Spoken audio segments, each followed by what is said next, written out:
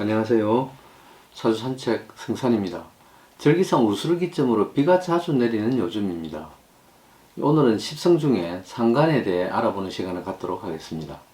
사주원국의 상간은 일간이 생하는 오행으로 음양이 다른 경우를 말하는데요. 고전에는 상간을 한자로 상처를 의미하는 상자와 관직이나 벼슬을 의미하는 관자를 사용했습니다.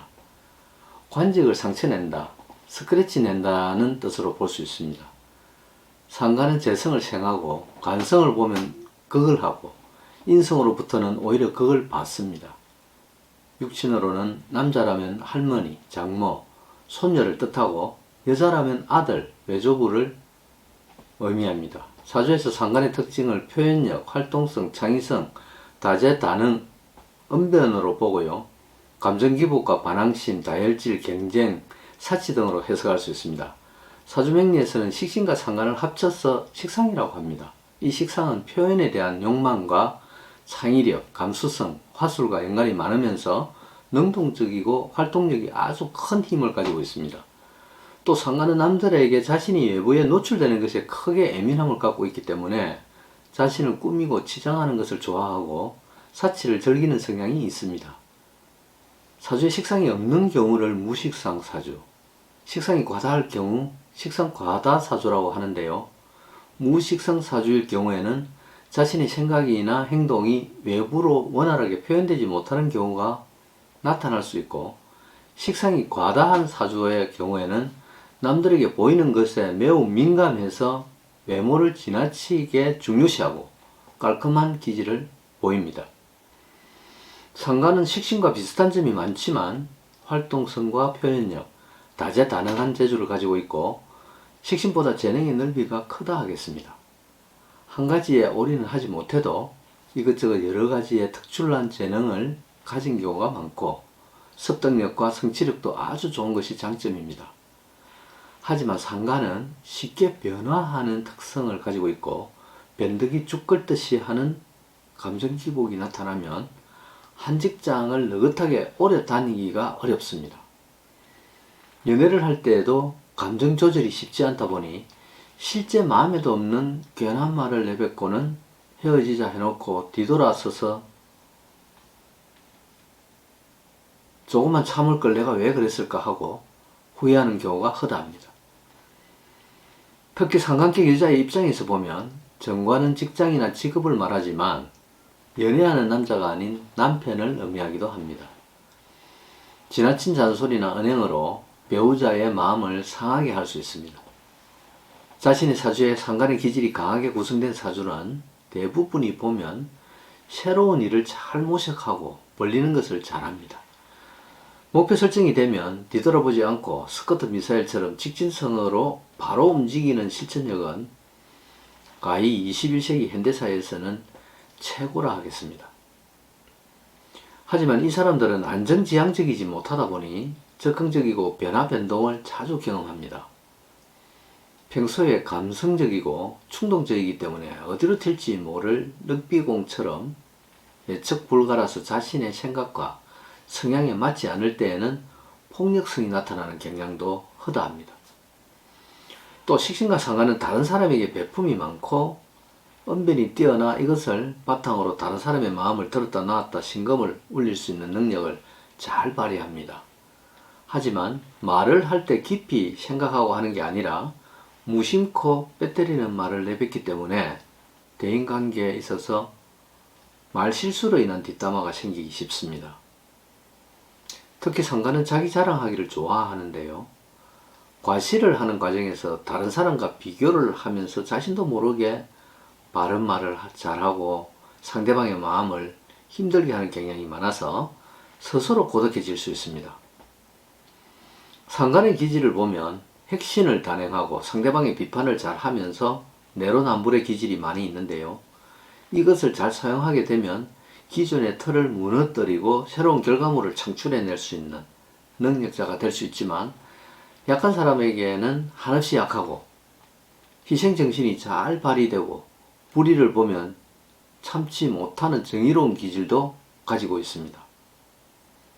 한편으로는 욱하는 성질이 강하고 뒤돌아서면 언제 그랬냐는 식으로 금방 풀어지고 뒤끝이 없음도 내포하고 있습니다. 현대사회에서 상관은 인간 행명의 모든 것을 의미합니다.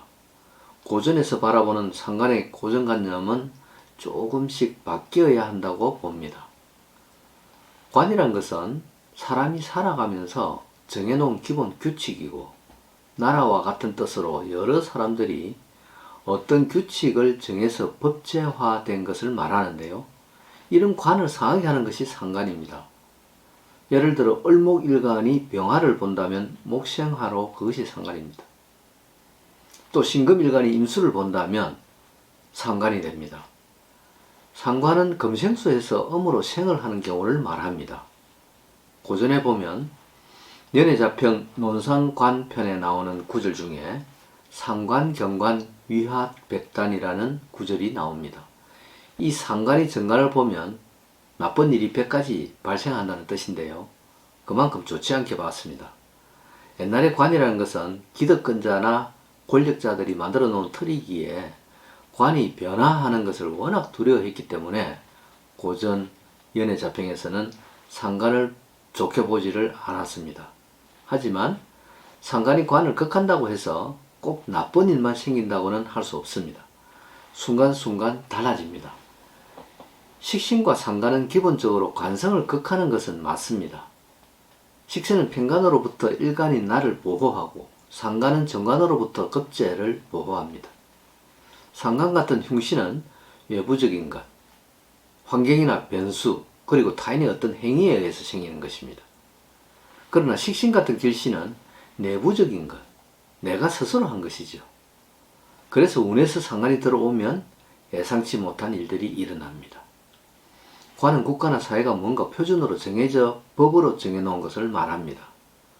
예를 들면 KS 규격품, 횡단보도, 신호등처럼 꼭 지켜야 하는 것이고 상관은 관을 극함으로 해서 자신이 자발적으로 힘들게 고생해가며 기득권과 싸워서 나와 아무런 관계없는 사람들의 이득을 대변해주는 행동을 하는 것인데요. 맞는 것, 이기는. 하지만 굳이 안 해도 될 말인데도 꼭 해야 하는 말이나 행동을 하는 것입니다. 그 대표적인 예로 삼성의 고 이근희 회장을 교도소로 보냈던 법무팀 변호사의 내부 고발자가 한 그런 일들이 상관 경관이 되는 것입니다. 누가 시켜서 하는 것이 아닌 내가 하고도 나에게는 이득을 보는 것도 없는데 다른 사람의 이익을 도와주는. 그래서 상관 경관은 위하백단이란 말이 맞는 것입니다. 결국 상관은 좋은 것은 아니라고 할 수 있는데요. 상관은 자기도 피해를 보지만 동시에 남에게 피해를 주기도 합니다. 다른 사람에게 피해를 주고 자기도 피해를 보는 바보 같은 짓을 하는 것이 상관입니다. 서로가 피해자가 되는 것입니다. 상관 형신은 자기 딴에는 잘하려고 하는 짓이지만 결국에는 자신도 남도 피해를 주는 일을 벌리는 것입니다. 상관은 어떻게든 관성의 흠집을 찾아내려고 하는 것이지요. 부조리를 타파하려는 것이고 잘못된 것을 그냥 보고 있지를 못하고 식신과 상관은 뭔가를 바로 잡으려고 합니다. 식신은 위력이나 힘, 억지 같은 방법을 사용하여 바로 잡으려고 하죠. 그런데 상관은 지적질, 투서, 내부 고발처럼 다소 딱딱하고 저항적인 방법을 사용합니다. 상관은 강압적이라 돌이키기 힘든 방향으로 가려고 하는 것입니다. 식신과 상관은 방법이 다를 뿐이지 잘못된 것을 바로잡으려고 하는 공통점이 있습니다. 길신, 식신은 이익이 되는 방법으로 다루는 것이고 흉신, 상관은 적은 것에 목숨 걸다 소탐대실하는 것입니다. 식신은 생제를 우선으로 하지만 상관은 경관을 먼저 합니다. 식신은 안 죽을 만큼 혹사시키는 것이고 상관은 일단 아무 대책 없이 저질러 버립니다.